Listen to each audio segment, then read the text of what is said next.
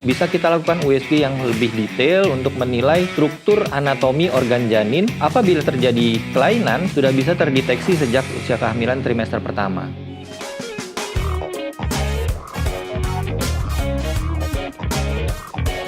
Halo Dr. Novan, wah selamat datang di studio YouTube Rumah Sakit Pondok Indah. Apa kabar dok?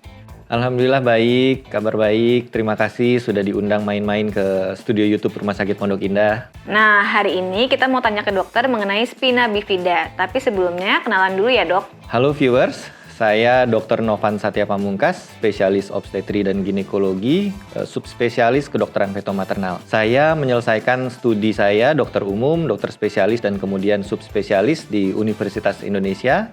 Dan saat ini saya berpraktek di Rumah Sakit Pondok Indah Bintaro Jaya.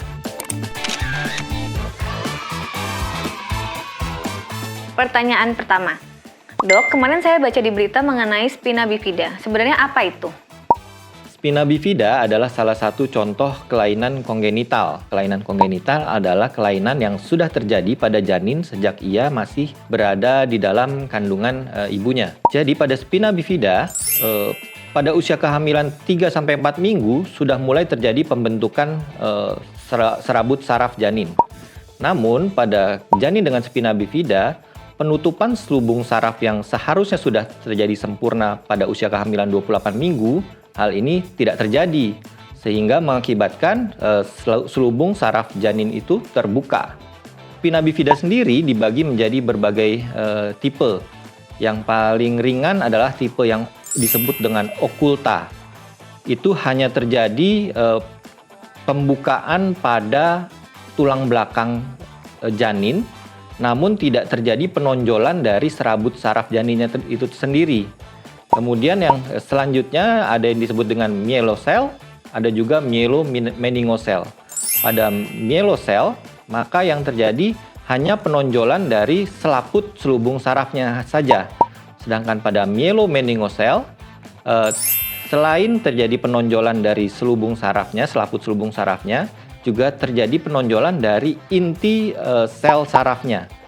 Oke, lanjut ya dok ya, kita masuk ke pertanyaan kedua. Halo dok, mau tanya, apakah spina bifida bisa dideteksi? Spina bifida itu sangat mungkin bisa dideteksi sejak janin berada di dalam kandungan. Dengan pemeriksaan USG yang baik, sejak kehamilan usia trimester pertama, 11-14 minggu itu, bisa kita lakukan USG yang lebih detail untuk menilai struktur anatomi organ janin, sehingga apabila terjadi kelainan, sudah bisa terdeteksi sejak usia kehamilan trimester pertama. Bisa juga kita melakukan deteksi pada saat janinnya sudah lahir, tentunya dengan pemeriksaan fisik, sudah terlihat jelas bahwa ada penonjolan di ruas tulang belakang janin, yang berpotensi untuk mengganggu motoriknya janin tersebut, kemampuan dia untuk menggerakkan anggota geraknya, tangan dan kakinya, maupun juga dapat berpotensi mengganggu tumbuh kembang janin tersebut. Oke, ini pertanyaan ketiga masih nyambung nih dok. Dok, apakah spina bifida itu bergejala? Kalau iya, apa saja gejalanya? Tapi sebelum dijawab, boleh pesan sponsornya dulu dong dok. Viewer sudah subscribe belum? Jangan lupa kalau sudah subscribe, like dan share video ini ya.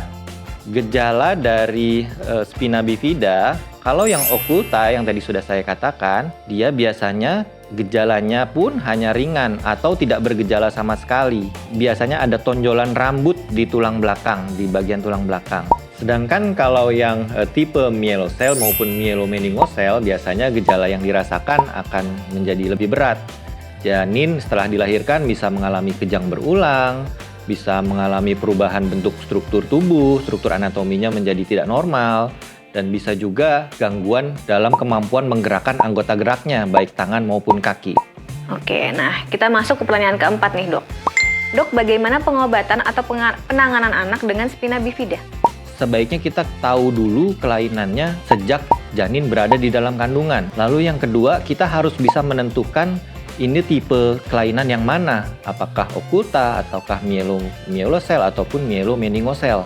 Biasanya kalau kita ketemu kelainan spina bifida, maka kita akan membentuk tim yang terdiri dari dokter bedah saraf, bedah anak, dokter ahli perinatologi, maupun dokter anak yang subspesialis saraf, sehingga penanganan janin atau bayi dengan kelainan spina bifida bisa lebih maksimal dan bisa membantu proses tumbuh kembangnya sehingga tidak terganggu akibat spina bifidanya. Nah, nggak kerasa kita udah sampai di pertanyaan terakhir nih, Dok. Dok, bagaimana cara untuk mencegah spina bifida? Semua kelainan yang berhubungan dengan serabut saraf janin dapat dicegah dengan suplementasi asam folat. Kebutuhan asam folat untuk ibu hamil sendiri itu berkisar 400 mikrogram sampai 600 mikrogram per hari. Namun apabila didapatkan ibu hamil dengan riwayat kehamilan sebelumnya dengan kelainan saraf janin, maka dosis ini dapat kita tingkatkan menjadi 1000 mikrogram per hari. Suplementasi asam folat dapat mencegah kecacatan pada serabut saraf janin. Kalau ibu-ibu mau berencana untuk hamil, dicukupi dulu kebutuhan nutrisinya. Untuk ibu-ibu yang lagi hamil, semangat terus, semoga hamilnya lancar dan ibunya sehat, bayinya sehat. Bye-bye.